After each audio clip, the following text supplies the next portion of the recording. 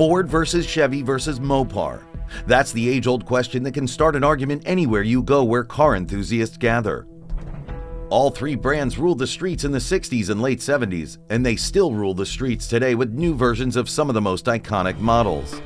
But who reigns supreme? Is it the track-worthy Camaro ZL1 1LE, the legendary Shelby GT500, or the hard-pounding Hellcat Redeye Widebody Jailbreak Challenger? What are the rules? To keep personal opinion out of this and tempers down, we created a grading system for the vehicles based on their individual performance characteristics, not personal opinion. Even in the end, the numbers are close, but there's a champion for the best all-around muscle car today. Can you guess who it is? So let's get your oil pumping and gears turning as we start with horsepower! There's always a lot of excitement when pulling up to a dyno, as you drive over the rollers and hear the ratchet straps start clicking as the car is being locked down. What's it going to roll? As the fans are placed in front of the car, the hood popped and the dyno operator sits down. Everyone starts paying attention. That's when you hear it, the low rumble of the exhaust as the operator starts rolling through the gears getting ready to make a pull. The supercharger produces a subtle whine, letting you know it is there and ready. Then the dyno operator looks at you to indicate he's prepared to make the first pull. The dyno operator hammers the throttle down, the exhaust bellows through the building. The whine of the supercharger screaming, and that intense feeling of awe-inspiring power being displayed gives you chills.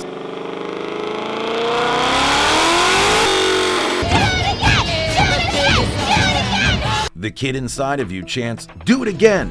The big kid in you cannot help but smile ear to ear. All three of these cars are impressive. The Camaro ZL1, with its supercharged 6.2-liter LT4, shakes the building, laying down an impressive 650 horsepower and 650 pound-feet of torque. The smallest engine of the three, the 5.2-liter supercharged Shelby GT500, puts out 760 horsepower and 625 pound-feet of torque.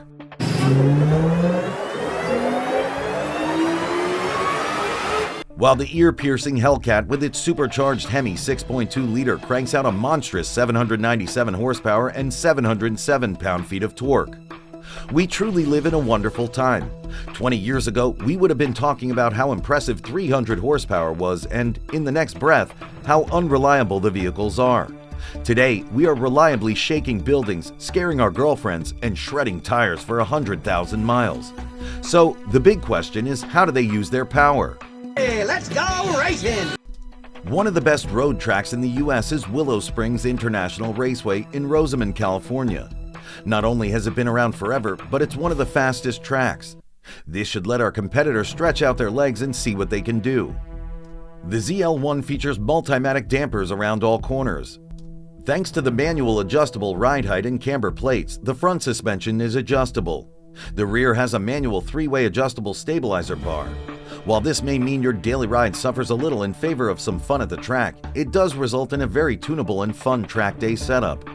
Pair this adjustability with a sticker rubber compound, functional front splitter, and rear wing, and the Camaro threw down the gauntlet with a time of 1 minute 25 seconds.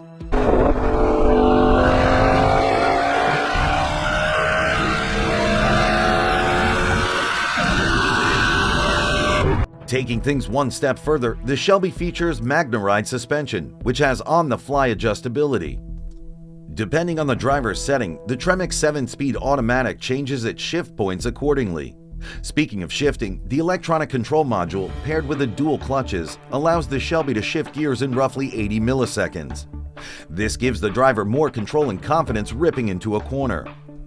While at the track, the GT500 is capable of course times in the 1 minute 27 second range. Both cars are beasts and demand respect, otherwise they'll take you for a spin in the dirt.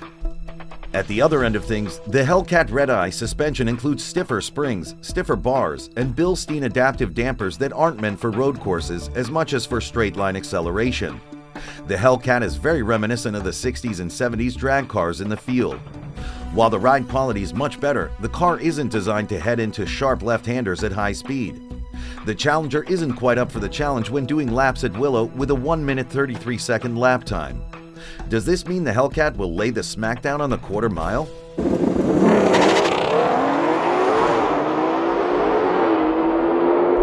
We grew up taking stripped-down junkyard cars that were scary as hell to drive around the street to the drag strip Friday and Saturday nights.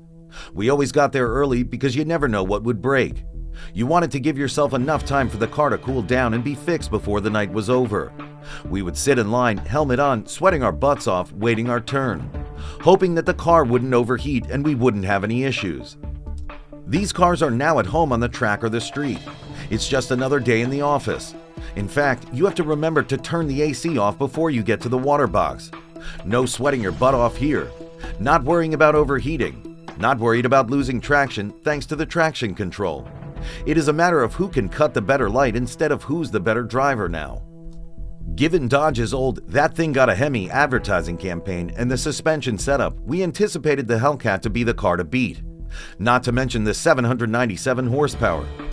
But you cannot will a car down the track, and with a 2.62 rear gear, the odds were slim.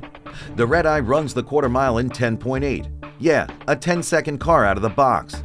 What shocked us was the road course-loving 1LE, which killed the quarter mile. The 1LE, the lowest horsepower car of the bunch, shoots down the track in 11.5 seconds. This is very respectable and will still spank most stock vehicles on the road. As expected, the Shelby GT500 was a consistent beast on the track, hooking up and running the quarter in 10.9. The Shelby GT500 plants the rear tires, quickly moves through the gears, and leaves most people behind. We will also take this time to acknowledge the GT500 has a 3.73 gear ratio, which is much higher than the other cars. But will that taller gear result in the highest top speed? I'm the fastest. When it comes to top speed, it really is a matter of simple math. Engine RPM times transmission gear ratio times pinion ratio times distance per revolution. This assumes there is enough horsepower to overcome the drag resistance. Given these muscle cars' earlier performance, drag ain't no thing. As we alluded to earlier, the Shelby features a 3.73 gear ratio and tops out at 180 miles per hour. The 1LE has a 3.37 gear ratio and tops out at 195. This leaves the 2.62 rear-geared Hellcat as the victor, topping out at 203. At this point, the competition's been quite fierce. While the scoring has the Hellcat in the lead with 17 points to the GT500's 13 and Camaro's 11, a few more categories are bound to change things. Do you know who wins? Money, money, money. Next up, money. Now, none of these would be considered an entry-level car. Gone are the days of dropping $5,000 to buy the premium model. Heck, most banks want to see more than that for a down payment. All of these have some variability in sticker price and, depending on where you buy it, will depend if the dealer's adding their own $10,000 "thanks for buying it from us" fee. But in general, here's the ranking from most to least. The Hellcat leads the pack with the highest cost, with a price tag of $89,000. Not far behind is the GT500 at $88,000 and the Camaro at basically $79,000. Thanks to the total reversal of order, that brings our three cars to within a couple points. Now let's turn to the good old 0 to 60 times. This more closely simulates what we see when briskly accelerating from light to light. Drag racing is a matter of time per set distance. Top speed is a matter of gearing and horsepower regardless of distance. 0 to 60 showcases a vehicle's gearing, horsepower, traction, and suspension. Probably one of the best all-around measures of a vehicle's setup for being driven daily.